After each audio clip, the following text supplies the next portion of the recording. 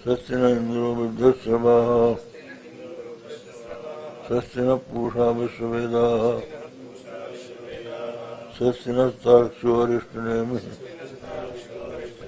स्वस्ति नो बृहस्पतिर्दधातु। ओम शांति शांति शांति।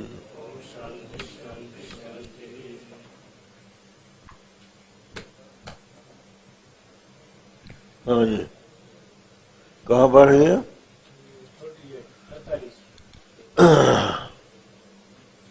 48।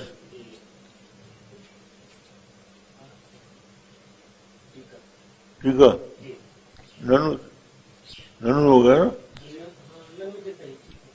ननु स्थानत विशिष्ट आत्मनो नैव तुर्य आत्मत्वम तुर्य ग्रंथेन प्रतिपाद्यते। पूर्व पक्षी बोलता है कि स्थानता जो विशिष्ट है वो तो तुर्य है नहीं, तुर्य ग्रंथ से वो प्रतिपादित नहीं हो रहा है। तुर्य से विशिष्टा विलक्षणत्वेन अत्यंत भिन्नत्वात् तथा यदि कहते तुर्य जो है विशिष्ट से अन्य है।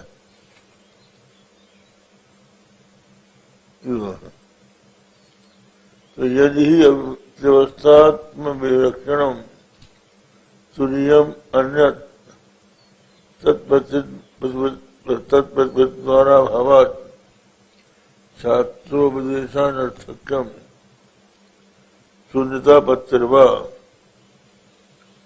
कहते हैं कि यदि तुर्य को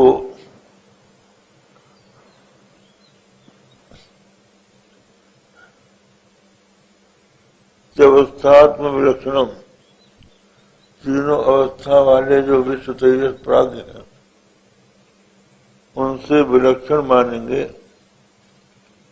तो तुर्यम अन्य तत्प्रति द्वारा भावात् तो तुर्य की प्रतिपत्ति का कोई द्वार नहीं रह जाएगा, इसलिए शास्त्रोपदेश अनर्थक होगा। ये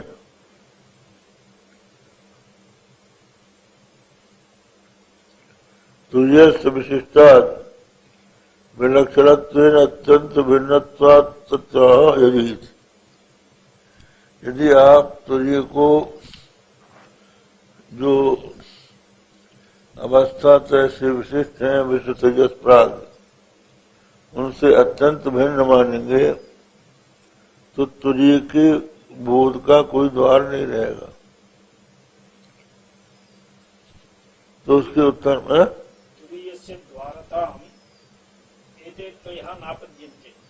हाँ अनर्थको प्रातिभाषिक वैलक्षण्य भी विशिष्टोपलक्ष्यो आत्यंतिक वैलक्षण्य अभावात् तात्विकम तुर्यस्य अविशिष्टादन्यत्वम। कहते हैं प्रातिभाषिक वैलक्षण होने पर भी विशिष्ट से उपलक्ष्य जो है उसमें आत्यंतिक वैलक्षण्य भाव है, इसलिए न तात्विकम तुर्य से विशिष्टाद अन्यत्वम। तो तुर्य जो है विशिष्ट से अन्य तात्विक नहीं। अन्यथा अत्यंत भिन्नयोर मिथक संस्पर्श ब्रह्मणो वायु योगा तुर्य प्रतिपत्तो विशिष्ट द्वारता भावात् अन्य से तत्पत्ति द्वारा सदर्शनात् तुर्य से अप्रतिपत्ति साहित्य। ये बताया कि तुर्य को इन स्थानत्रयों के अभिमानियों से सर्वथा भिन्न मान लेंगे तो उस तुर्य को जानने का कोई रास्ता नहीं रह जाएगा। वो इन्हीं के द्वारा जाना जाएगा, तीनों के द्वारा।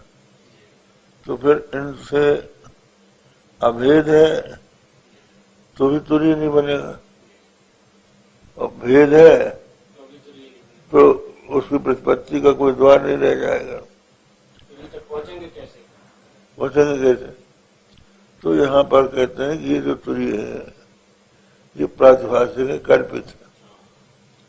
कल्पित होने के कारण इनकी जो विलक्षणता है वो और जैसी विलक्षणता होती है वैसे नहीं।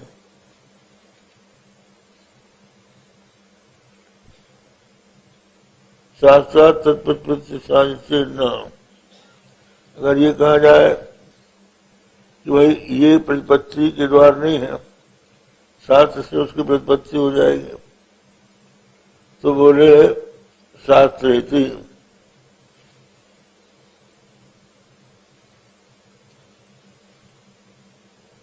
हाँ, शास्त्र इति। हाँ हाँ, वही बात। हाँ,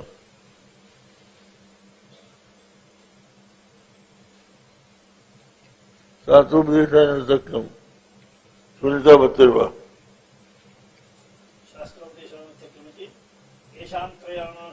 उसका अर्थ कर रहे हैं तद विशिष्ट रूपम अनुद्य विशेषणांशापोहेन तत्तुरीयत्वम उपदिशति। कहते हैं वो जो विशिष्ट है, तद विशिष्ट रूप का अनुवाद करके विशेषणांश का अपोह करके उसके तुरीयत्व का उपदेश साथ करता है। वेदे चातंत्र के तद अनर्थक ज्ञान, उसका वो अनर्थक हो जाएगा। न साक्षात तत्प्रतिपत्ति मां तरी तुरीय प्रतिपत्तिर्भूत इति नाथ शून्यति विशिष्ट से प्रतिपत्त्या तुरीयस्य प्रतिपत्तौ प्रतिपन्नस्य विश्वादेव विशिष्टस्य प्रत्युतस्तत्वात् अन्यस्य प्रतिपन्नत्वात् नैरात्मधीर एव आपद्येत। तो ये उन्होंने कहा, ठीक है, यहाँ पर प्रक्रिया ये है कि तुरीय के ये विशेषण है, विश्व तेजस प्राग, उन विशेषणों से ये विशिष्ट है तुरीय। तो विशेषणांश का परित्याग करके विशेष रूप से तुरीय का बोध श्रुति कराएगी, ये कहते हैं। हाँ, विशेषणांश का त्याग कर। तो उन्होंने कहा कि ठीक है, तुरीय की प्रतिपत्ति की आवश्यकता क्या न हो। तो बोले अगर तुरीय की प्रतिपत्ति नहीं होगी और विश्व तेजस प्राग का आप त्याग कर देंगे तो शून्य ही रह जाएगा, नैरात्म्य हो जाएगा। इसलिए उसकी प्रतिपत्ति आवश्यक। भेद पक्ष रज्जुलिव सर्पादि विकल्प माना सारत्रय आत्मिक अंतप्रज्ञातित्वेन विकल्पते यदा तदा अंतप्रज्ञादित्व प्रतिषेध विज्ञान प्रमाण समकालमेव आत्मन्यनर्थ प्रबंध निवृत्ति लक्षण परम परिसमाप्तमिति तुर्यादिगमे प्रमाणांतरम साधनांतरम वा न मृग्यम। ये बतलाया कि जैसे सर्पादि विकल्प है,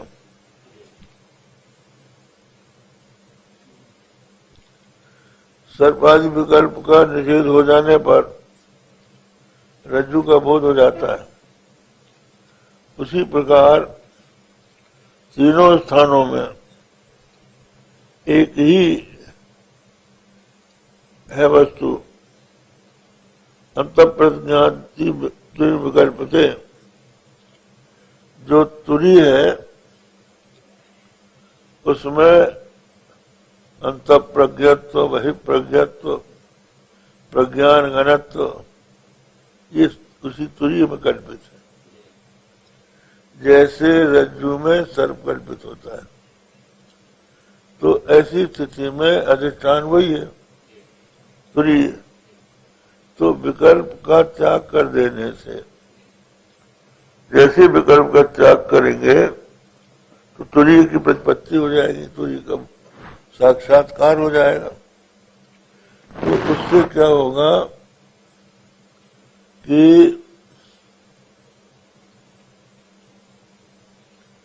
जितना भी अनर्थ प्रपंच है उसकी निवृत्ति लक्षण फल प्राप्त हो जाएगा। इसलिए तुर्यादि गमे प्रमाणांतरम साधनांतरम व न विज्ञम, उसके अधिगम के लिए न किसी अन्य प्रमाण की आवश्यकता है, न किसी साधन की आवश्यकता। क्या कहना चाहते हैं ये कहना चाहते हैं कि तीनों स्थानों में तुरीय ही विश्व तेजस प्राग के रूप में विकल्पित हो रहा है।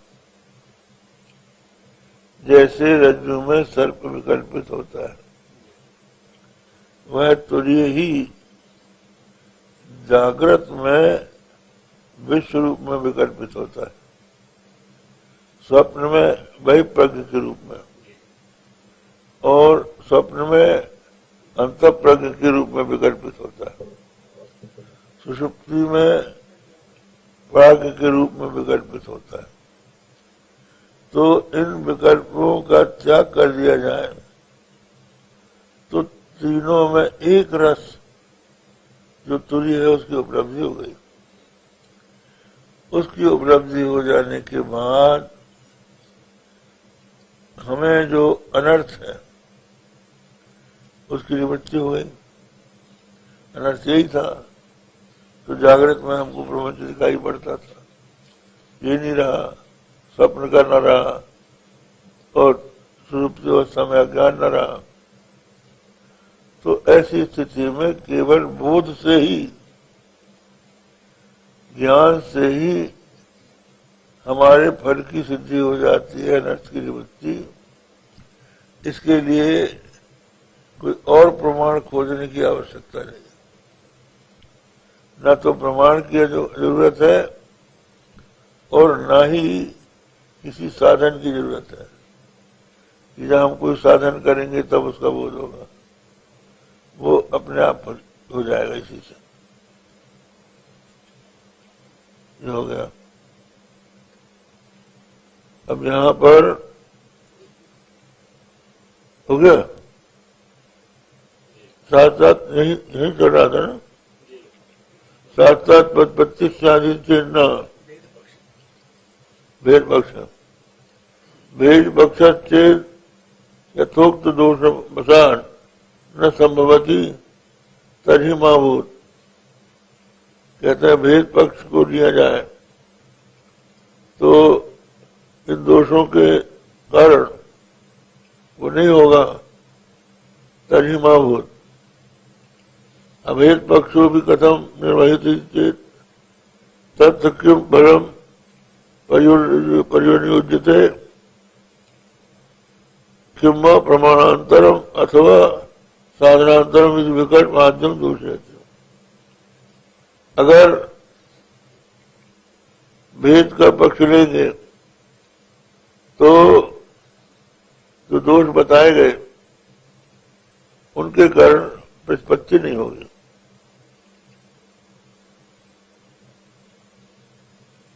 भेद पक्ष चेत यथोक्त दोष वसान न भवति न संभवति तर्हि माभूत। अभेद पक्षों भी कथम निर्वाहती थी, अभेद पक्ष भी कैसे निर्वाहित होता है, किम फलम परियोनियोज्यते, बोले उसका फल का आप प्रश्न कर रहे हैं या किसी प्रमाणांतर की अपेक्षा कर रहे हैं या साधनांतर के?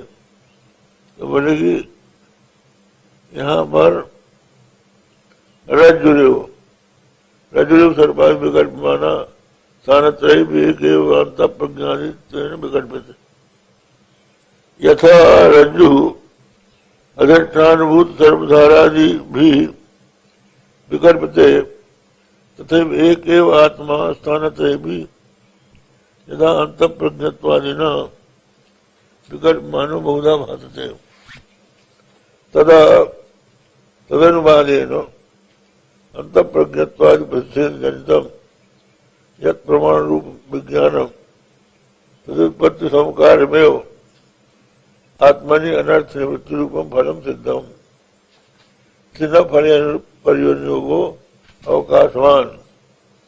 जैसे ही हम इनका निषेध कर देंगे शुद्ध तुरी का बोध होने पर अनर्थ की निवृत्ति हो जाएगी।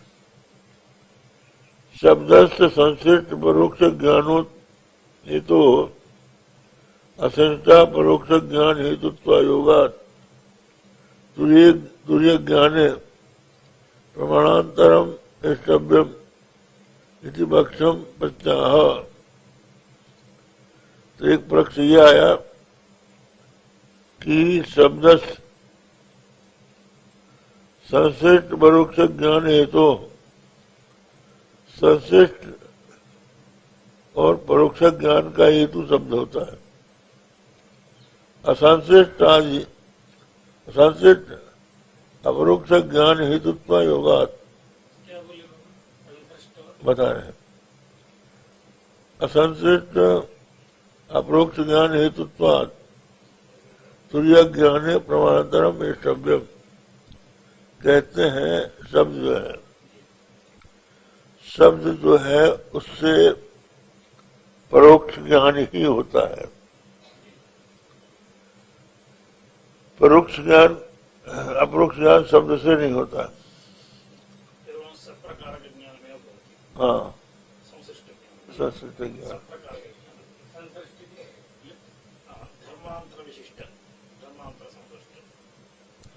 किसी न किसी धर्म से युक्त हो, वही आप सुन चुके हैं।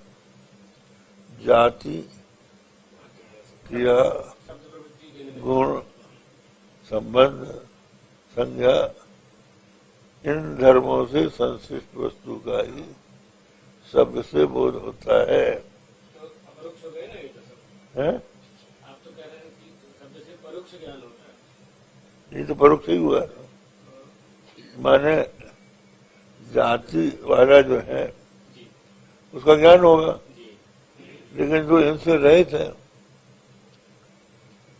उसका शब्द से अपरोक्ष ज्ञान कैसे होगा? इसलिए उसके अपरोक्ष ज्ञान के लिए से तो शब्द से तो ज्ञान होगा नहीं, तो कोई दूसरा प्रमाण खोजो जिससे कि आपको ब्रह्म का साक्षात्कार हो।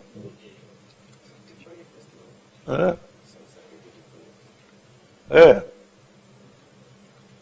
अच्छा, ये है संश्लिष्टे थी अनियोगित्व प्रतियोगित्व कर्मत्वादि रूप संसर्ग विशिष्टम यद संश्लिष्टम तद विषयकम यद परोक्षम तद हेतु हो। अच्छा, यहाँ पर दूसरी प्रक्रिया ले ली। अनियोगित्व प्रतियोगित्व कर्मत्वादि रूप संश्लिष्ट विशिष्ट यद संश्लिष्टम संसर्ग संश्लिष्टम तद विषयकम यद परोक्षम तद हेतु। तो यह कहते हैं गामाना इत्यादि शब्दों ही तथा विधमेव ज्ञानम जनयति।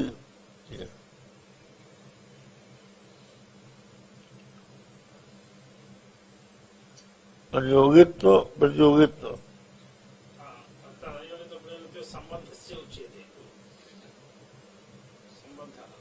हाँ, कस्मिन् कस्य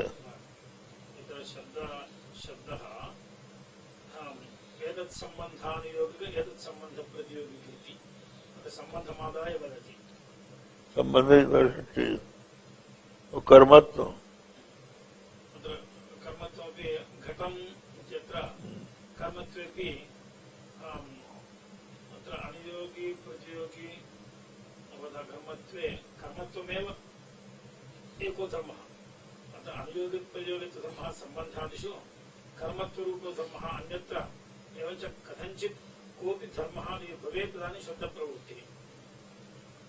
धर्मवर्जिते निर्धर्मिणि निष्प्रकारके शब्दप्रवृत्तिर्न भवति। ठीक है, ये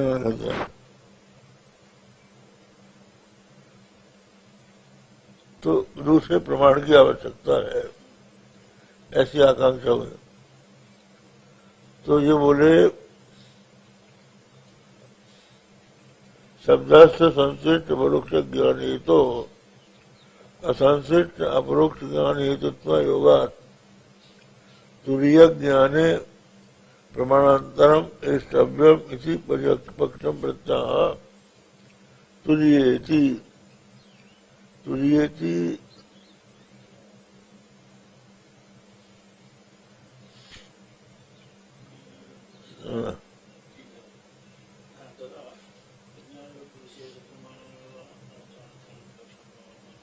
तुरीयादिगमे प्रमाणान्तरं साधनान्तरं वा नवव्यम्।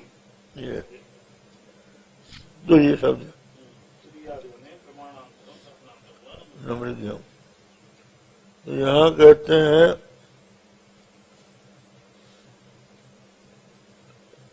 तस्य ही साक्षात्कारे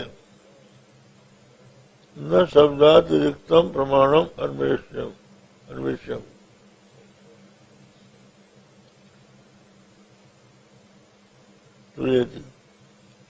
क्यों शब्दस्य विषयानुसारेण प्रमा हेतुत्वात् विषयस्य तुल्यस्य असंष्टा अपरोक्षत्वात् इत्यर्थः। तुरीय साक्षात्कारे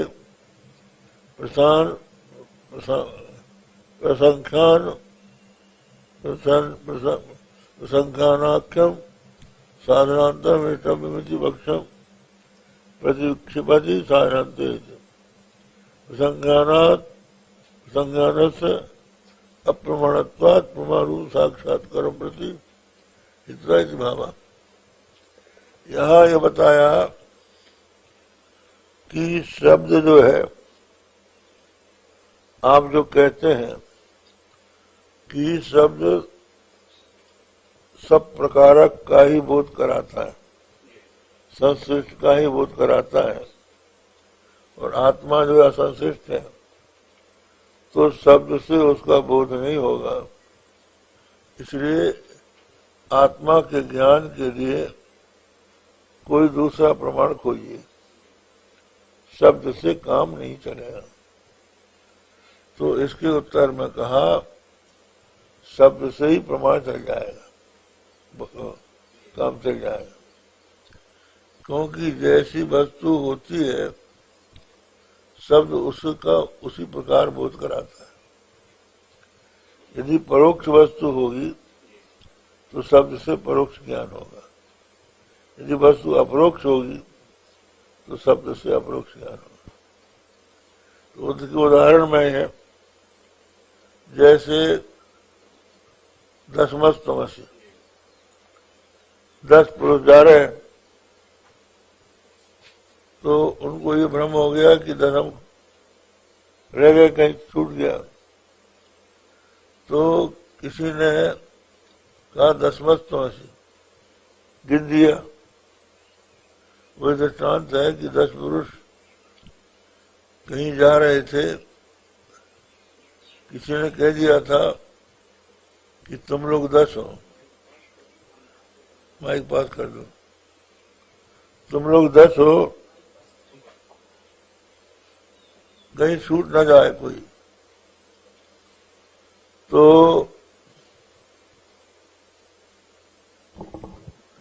एक नदी पड़ी,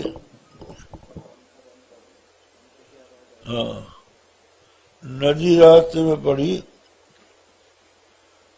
तो नदी पार करने के पश्चात उन लोगों ने कहा भाई गिन लो 10 है कि नहीं। तो गिना उन्होंने 1 2 3 4 5 6 7 8 9 9 ही निकली और प्रत्येक ने गिना, सबने 9 ही निकली।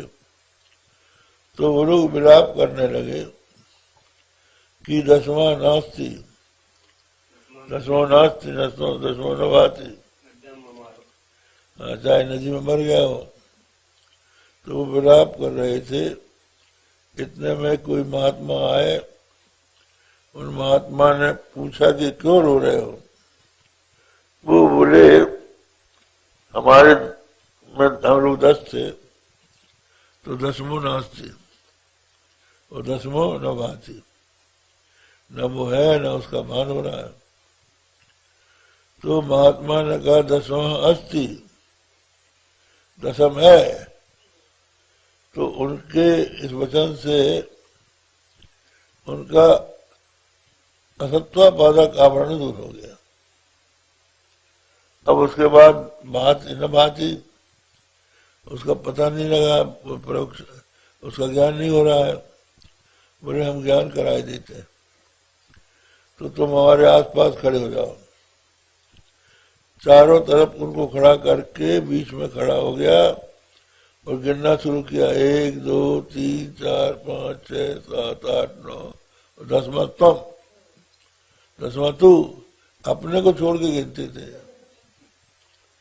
ऐसे प्रत्येक को गिन के बता दिया। तो 10म अपरोक्ष है। अगर अपरोक्ष न होता तो शब्द से उसका ज्ञान नहीं होता। 10म अपरोक्ष होने के कारण केवल शब्द से ही उसका अपरोक्ष ज्ञान हो गया। तो विषय की अपरोक्षता से शब्द के द्वारा भी अपरोक्ष ज्ञान हो जाता है, ये नियम है। इसलिए शब्द को छोड़कर कोई और प्रमाण की आवश्यकता नहीं। कुछ लोगों का दूसरा ही कहना है, वो ये कहना है कि एक बार तत्वमसी से काम नहीं चलेगा, एक बार अहम ब्रह्मास्मि इस प्रकार के बोध होने से काम नहीं बनेगा। इसका आवृत्ति करते जाओ, प्रसंख्यान अभ्यास करो। अभ्यास करते करते, साधना करते करते आपको बोध हो जाएगा। अभी नहीं हुआ है तो इसका मतलब है कि अभी नहीं हुआ तो कभी नहीं होगा। वो तो होगा उसी से। एक कोई शिष्य था, किसी गुरु के पास गया। उसने कहा कि महाराज हमको ज्ञान का उपदेश कीजिए। उन्होंने कहा ठीक है, तत्वमसी। अरे इतने जल्दी आए नहीं और तत्वमसी ज्ञान हो गया। ज्ञान तो बड़ी कठिन चीज है। तो उनका महाराज हमको वास्तविक ज्ञान दीजिए। कई लोग हम लोग पूछते हैं ना, कहते महाराज असली आशीर्वाद दें। इसका मतलब यही कि हम और सबको नकली दे रहे हैं। तो उन्होंने कहा हमारा वास्तविक ज्ञान का उपदेश कीजिए। उनका बेटा आप गुरु की सेवा करो। क्या सेवा करें? बोले ये गऊ है, इसको चारा चराओ, इसको नहलाओ धुलाओ और गोबर इकट्ठा करके कंडा बनाओ। तो 12 साल कंडा पाथा उसने। और उसके बाद 12 साल के बाद गुरु के पास गया कि महाराज अब ज्ञान दीजिए। कथा तमसी, बात तो वही है। तो इसी तरह से प्रसंख्यान माने अभ्यास कोई प्रमाण नहीं। शब्द से जो आपको बोध हो गया उसको पक्का समझो, इसलिए न तो कोई और प्रमाण को खोजना है और न किसी साधनांतर की अपेक्षा है। साधन जितने भी है ये ज्ञान के पहले के हैं। ज्ञान के पहले साधन चतुष्टय संपन्न होना पड़ता है। विवेक, वैराग्य, षट संपत्ति और मुमुक्षा। विवेक कहते हैं नित्यानित्य वस्तु का विवेचन, क्या नित्य है क्या अनित्य है, और ये भी क्या सत्य है क्या मिथ्या है ये भी। और जो अनित्य है उससे वैराग्य हो जाए। तो अनित्य से वैराग्य कैसे होगा? जब हम उसके दोषों को देखेंगे। दोष दर्शन से वैराग्य होता है। जब तक वस्तु में गुण बुद्धि रहती है, रमणीय बुद्धि होती है, मनोज्ञता उसमें दिखती है, तब तक उससे मन नहीं हटता। उससे मन तब हटता है जब उसमें दोष बुद्धि हो जाती है। एक व्यक्ति था, उसका किसी वेश्या से प्रेम हो गया था। तो वो, उसके माँ बाप बहुत कंजूस थे, ये सच्ची घटना है।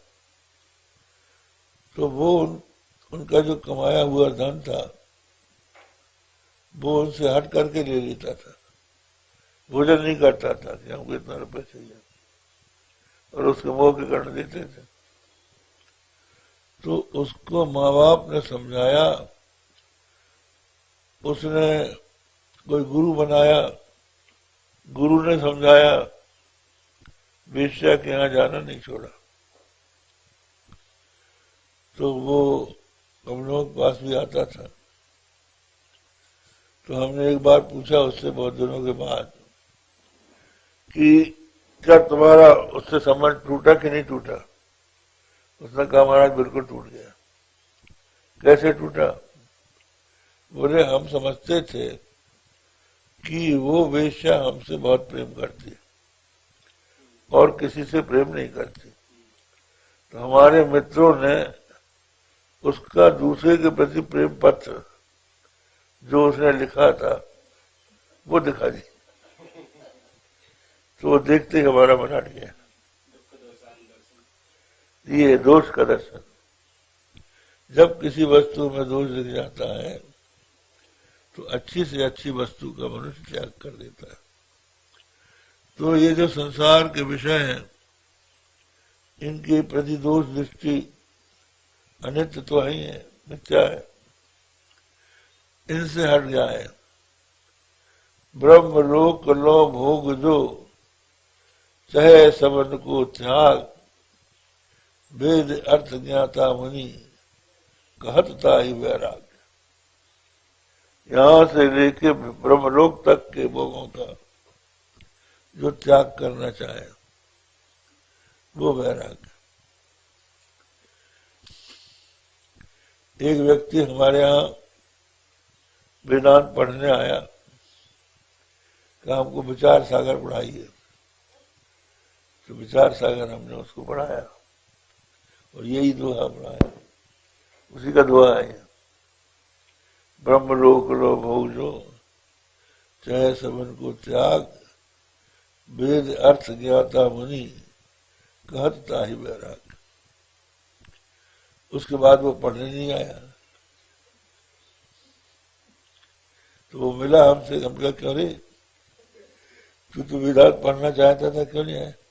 हमारा यहीं के भोगों से वैराग नहीं है। हम ब्रह्मलोक की बात करते हैं। कहतता ही वैराग। यहीं के भोगों से वैराग्य नहीं है तो स्वर्ग के भोगों से कहां से वैराग हो जाएगा? ब्रह्मलोक तक का। तो ये विवेक, वैराग, सम, दम, सम माने मन का निग्रह, दम माने इंद्रियों का निग्रह बड़ा कठिन होता है।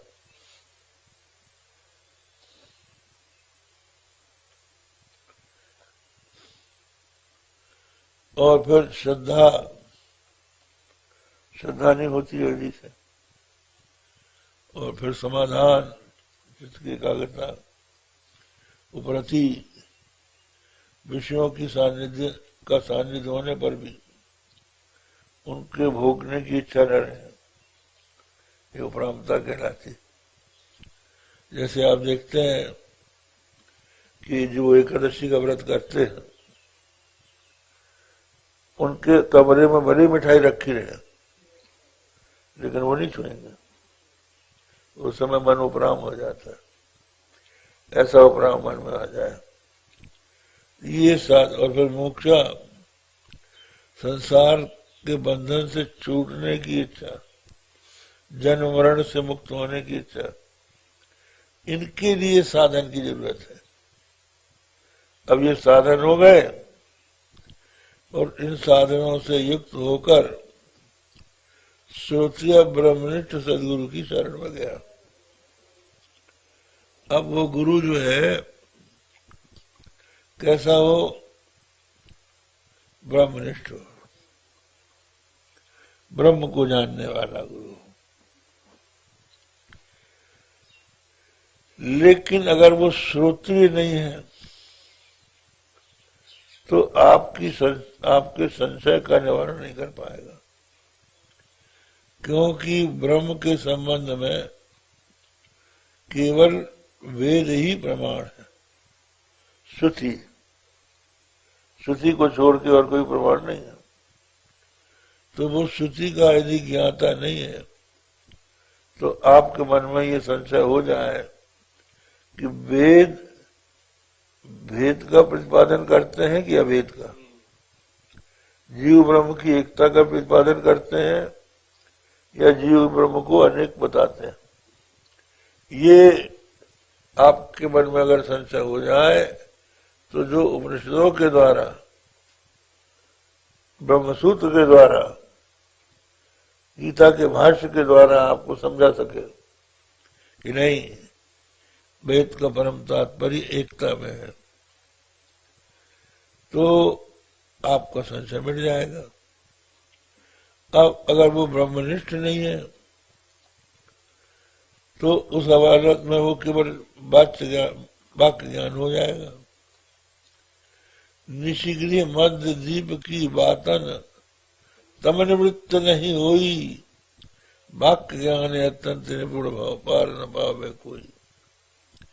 रात को घर में अंधकार है, अब कथा हुए, भाई दीपक होता है, कुमार के यहाँ तैयार होता है, वहां से ले आओ, उसमें तेल डालना पड़ता है, रुई की बत्ती बनाई जाती है, फिर उसको लेसा जाता है, लेकिन कोई न दीपक लाए, न तेल लाए, न बत्ती लगाए तो अंधकार थोड़ी दूर हो जाएगा। इसी तरह से वाक्य ज्ञान से ब्रह्म क्या है, ब्रह्म ब्रह्म समझ लिया, आत्मा आत्मा समझ लिया, कह दिया किसी ने, तो वो ब्रह्म क्या चीज है, आत्मा क्या चीज है, जब तक कि उसका ठीक ठीक उसको बोध नहीं होगा तो केवल कह देने से थोड़ी होगा।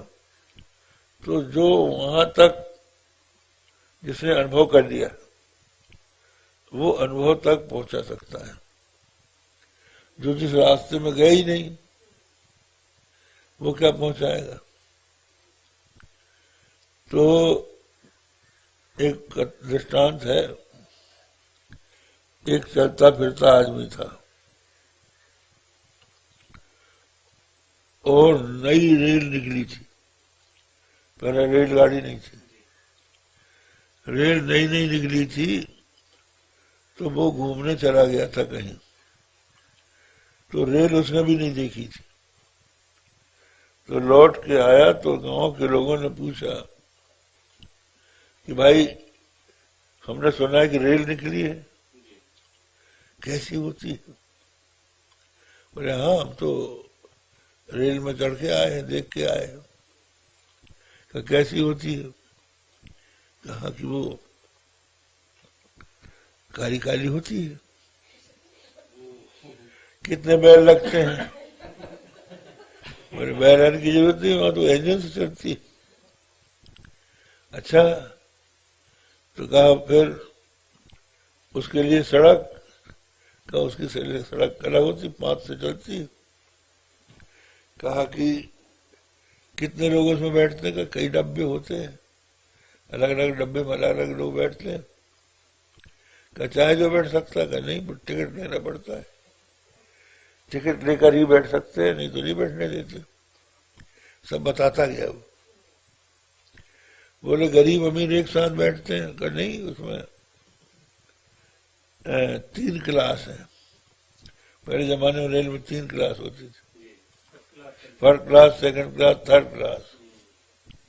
कहा कि अच्छा, इसका क्या मतलब फर्स्ट क्लास का? कहा उसमें 6 गुना किराया लगता है। तो लोगों ने पूछा कि 6 गुना किराया क्यों लगता है? कि वो 6 घंटा पहले पहुंचा देता है।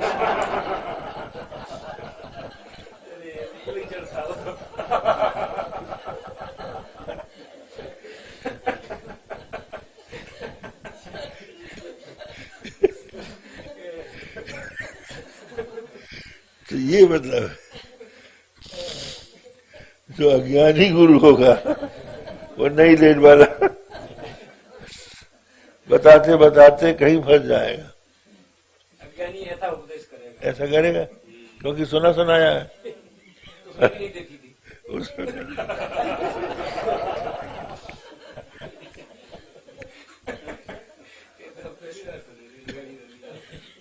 नई रेल पहले बैठ कई चलते पुर्जे होते हैं, ज्ञानी बन के आ जाते, लेकिन अगर उनसे कोई प्रश्न कर दिया जाए तो फिर वो भागने जागते हैं या उल्टा पुल्टा बता देते हैं। तो श्रोत्रिय ब्रह्मनिष्ठम, श्रोत्रिय ब्रह्मनिष्ठ गुरु के पास गए, श्रद्धा आपके हृदय में आई है, तो वो आपको उपदेश जैसी देंगे, देते ही आपको वो अपरोक्ष ज्ञान हो जाएगा। अपरोक्ष ज्ञान हो जाने पर समस्त अनर्थों की निवृत्ति रूप फल आपको प्राप्त हो गया, पुनर्जन्म होना नहीं है, मोक्ष हो गया। न तो कोई प्रमाण दूसरा खोजना पड़ेगा कि हमको आंख से दिखाओ। एक और दृष्टांत है, एक महात्मा के पास कोई जिज्ञासु गया, महात्मा उसको बताने लगे कि जीव ब्रह्म एक ही है। उसने कहा महाराज जी, पहले जीव और ब्रह्म दोनों को हमारे सामने लाइए।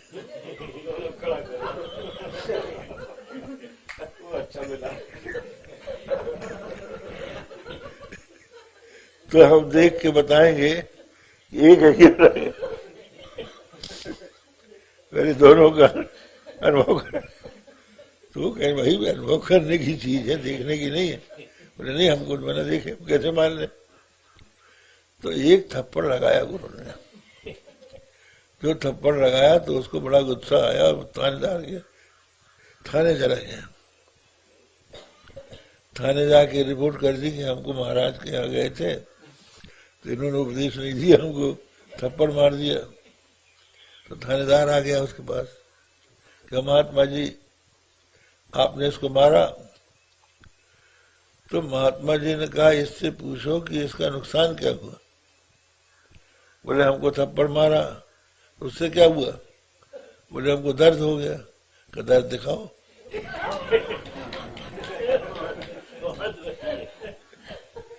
दर्द दिखा दो, वो चाहे जो दर्द देना हो हमको दे दो। तो दर्द तो अनुभव करने की चीज है। उसी तरह ब्रह्म और जीव जो है अनुभव करने की चीज है, ये दिखाने की चीज नहीं। तो ये सिद्धांत है। तो यहाँ पर भगवान बोले कि कोई साधनांतर की आवश्यकता नहीं। प्रसंख्यान एक पक्ष है वेदांत का, उसको यहाँ पर न माना। रज्जु सर्व विवेक समकाले इव रज्ज्वाम सर्व निवृत्ति फले सति रज्ज्वादिगमस्य। कहते हैं रज्जु सर्व विवेक के समकाल ही रज्जु में सर्व की निवृत्ति रूपी फल हो जाता है। वो किसका फल है? रज्ज्वादिगमस्य, रज्जु के अधिगम का।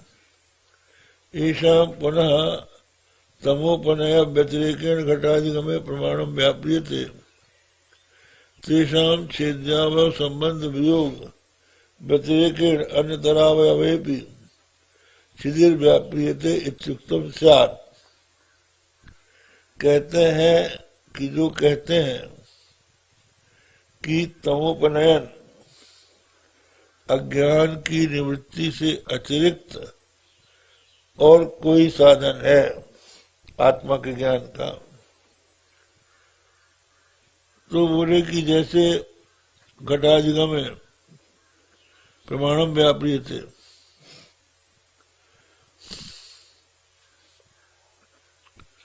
घट के अधिगम में जैसे प्रमाण का व्यापार होता है, प्रमाण व्यापार, तो ये नियम है कि घट का अधिगम कैसे होता है? आवरण, आवरण भंग से ही घट का ज्ञान हो जाता है। बस जैसे कुल्हाड़ी से आपने कुठार को काटा तो दो टुकड़ा हो गया, हो गया, उसके बाद कुल्हाड़ी की जरूरत थोड़ी है, उससे उसका काम बन गया। इसी तरह से प्रमाण का काम जो है अज्ञान की निवृत्ति है। जो ये मानते हैं कि अज्ञान की निवृत्ति के अतिरिक्त और कोई प्रमाण का उपयोग है, तो वो वैसे ही कहना होगा कि कुल्हाड़ी से लकड़ी को काट देने के बाद जो छिदी क्रिया हुई, वो छिदी क्रिया फिर और भी होती है, वो नहीं होती।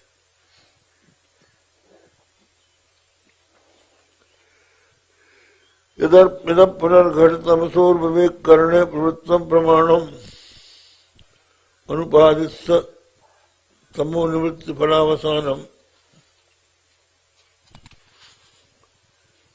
छिद्रिव छिद्याव संबंध विवेक करणे प्रवृत्ता तदवद्वेधी भाव फलावसान तदा नान्तर्यम घट विज्ञानम न तत्प्रमाण फलम। बोले जैसे कि कुठार से लकड़ी को छेद करके सीधी क्रिया हो गई तो विभाग हो गया दोनों का। तो विभाग करने के लिए और कोई कारण और कोई कुठार का प्रयोग नहीं होता है। उसी तरह से आवरण की निवृत्ति के अतिरिक्त और कोई व्यापार नहीं होता।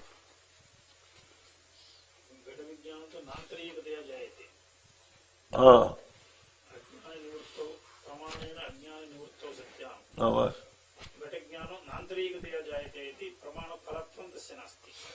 नान्तरिकता का मतलब ये कि हो ही जाता है स्वाभाविक रूप से।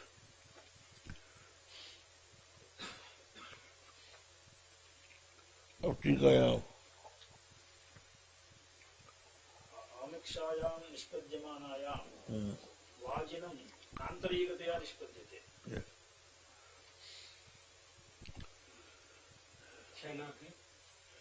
कहते हैं कि गर्म दूध में अगर आप नींबू डाल दें तो दूध में छेना अलग हो जाता है, पानी अलग हो जाता है। तो छेना निकालने के लिए, पानी को अलग करने के लिए अलग से कोई प्रयत्न नहीं करना पड़ता। नान्तरिकतया आप जब छेना बनाएंगे तो वो अपने आप ही निकल जाएगा। ऐसे ही घट का आवरण दूर कर दो तो घट का ज्ञान अपने आप हो जाएगा। उसकी नाम नान्तर्यक कहते हैं। घट में आवरण क्या है? घट का आवरण यह है कि हमारे और आपके बीच में, घट के और हमारे बीच में एक तो अंधकार का आवरण है, और दूसरी ये है कि नेत्र वहां तक नहीं पहुंचे हैं। नेत्र की रश्मि घट तक पहुंचे और नेत्रों के द्वारा अंतःकरण भी वहां पहुंचे, तो वो घटाकार आकारित हो जाएगा। जैसे नेत्र रश्मि के द्वारा अंतःकरण वहां पहुंचकर घट के आकार को ग्रहण कर लेगा अंतःकरण। जैसे क्यारी में जल चला जाए तो वो जल क्यारी के आकार का हो जाता है, और जैसे रांगा को पिघलाकर सांचे में डाला जाए तो वो सांचे के आकार का हो जाता है। हाँ, तो वो अंतःकरण की वृत्ति जब घटाकार आकारित हो जाती है तो घट का जो आवरण है वो दूर हो जाता है, तो घट का ज्ञान अपने आप हो जाता है। ये कहना है। जीवत तो घट है, जीवत तो घट है। यहाँ पर ब्रह्म की बात है। ब्रह्म की बात यह है कि ब्रह्म का आवरण जो अज्ञान है वो शब्द से अब दूर हो गया, तो फिर और कोई ज्ञान के लिए अलग से आवश्यकता नहीं। ये समझ लो कि तुम ब्रह्म को खोज रहे हो, कि ब्रह्म को हम जानना चाहते हैं, ब्रह्म को जानना चाहते हैं। गुरु के पास गए तो गुरु ने कहा कि पहले ये तुम बताओ तुम कौन। पहले वो अपने को खोजो, पहले अपने आप को जानो। बोले मैं अपने आप को तो जानता हूँ, हमस में। बोले तुम अपने आप को अभी जान रहे हो, लेकिन विशेषण सहित जान रहे हो। कभी आप अपने आप को शरीर के साथ जोड़ के जान रहे हो, कभी प्राण के साथ, कभी इंद्रियों के साथ, कभी मन के साथ, कभी बुद्धि के साथ। इनको लेके आप मैं कह रहे हैं, इनसे सबके तुम साक्षी हो। तो इनको जो साक्षी होता है वो साक्ष्य से अलग होता है। जिसको हम जानते हैं, उससे जानने वाला उससे अलग होता है। तो हम शरीर को जानते हैं, प्राण को जानते हैं, इंद्रियों को जानते हैं, मन को और बुद्धि को जानते हैं, इसलिए ये हम नहीं है। जिनको हम जानते हैं वो हम नहीं है, वो हम नहीं है। और हम अपने आप को, हमें जानने की जरूरत नहीं, हम तो है। ठीक है। तो अहमस्मि इसका ज्ञान सबको है। कोई इससे इनकार नहीं कर सकता कि मैं नहीं हूं। अगर कोई ये कहे कि मैं नहीं हूं तो उसका कहने का स्वरूप यह बनेगा कि मेरे मुंह में जीभ नहीं है, मुखे जिह्वा नास्ति, तो बस तो व्याघात है। तो ये हो ही नहीं सकता। तुम्हारे मुंह में अगर जीभ न होती तो तुम बोलते कैसे कि मेरे मुंह में जीभ नहीं है। तो इसलिए अहमस्मि इसमें कोई विवाद नहीं है। अब शास्त्रों के द्वारा, गुरु के द्वारा जो ब्रह्म तत्व है, उस ब्रह्म तत्व का अभेद बोधक जो वचन है, महावाक्य, वो आप जब सुनते हैं तो समझ में आ जाता है कि वही मैं। जैसे दसवां अपने से अलग समझता था, वो अलग नहीं है, वो तो तू ही है। ये बात है। घटादिषु सर्वत्र आवरणं अज्ञानमेव विद्यते। अज्ञानमेव उसकी प्रक्रिया अलग है, यहाँ उसको ज्यादा नहीं बढ़ाया। वस्तुतः घट के ज्ञान का सिद्धांत ये है कि नेत्र की रश्मियां घट देश में गई, उनके द्वारा अंतःकरण गया, तो अंतःकरण ने जाकर घटाकार धारण कर लिया, तो घटाकाराकारित अंतःकरण हो गया। तो अंतःकरण की वृत्ति के साथ चिदाभास भी गया, उस चिदाभास से घट का प्रकाश होता है। तो घटाकार वृत्ति को कहते हैं वृत्ति व्याप्ति, और घट के प्रकाश को कहते हैं फल व्याप्ति। फल व्याप्ति का रूप है अयम घटा, इस तरह का ज्ञान। तो ये फल व्याप्ति है, ये चिदाभास के द्वारा होता है। आत्मा के बोध में वृत्ति व्याप्ति होती है, लेकिन फल व्याप्ति नहीं होती। वृत्ति व्याप्ति हो गई मैंने आत्मा संबंधी जो आवरण है उसकी महावाक्य से निवृत्ति हो गई। महावाक्य जन्य ब्रह्माकाराकारिक वृत्ति अहम ब्रह्मास्मि हो गई, ये वृत्ति बनी। उससे ब्रह्म संबंधी जो आवरण है वो निवृत्त हो गया। अब आत्मा का ज्ञान जो है उसके लिए और कोई प्रयत्न करने की इसलिए आवश्यकता नहीं है कि वो स्वयं अपरोक्ष है। इसलिए ब्रह्मांड ज्ञान नाशाय वृत्ति व्याप्ति अपेक्षिता फल व्याप्यत्वमेवास्य शास्त्रकृद्भिर निवारितम। ब्रह्म में अज्ञान के नाश के लिए केवल वृत्ति व्याप्ति की अपेक्षा है, शास्त्रकारों ने फल व्याप्ति का निवारण कर दिया। और भी इस पर कई प्रयोग है, वो बाद में होंगे, अब इतने ही रहने दीजिए। ओम भद्रम कर्णे विष्णुयाम देवा भद्रम पश्येमाक्षभिर्यजत्राः स्थिरैरङ्गैस्तुष्ट्वागुं सत्तनूभिर् वशेम देवहितं यदायुः स्वस्ति न इन्द्रो वृद्धश्रवाः स्वस्ति न पूषा विश्ववेदाः स्वस्ति नस्तार्क्ष्यो अरिष्टनेमि स्वस्ति नो बृहस्पतिर्दधातु। ओम शांति शांति शांति।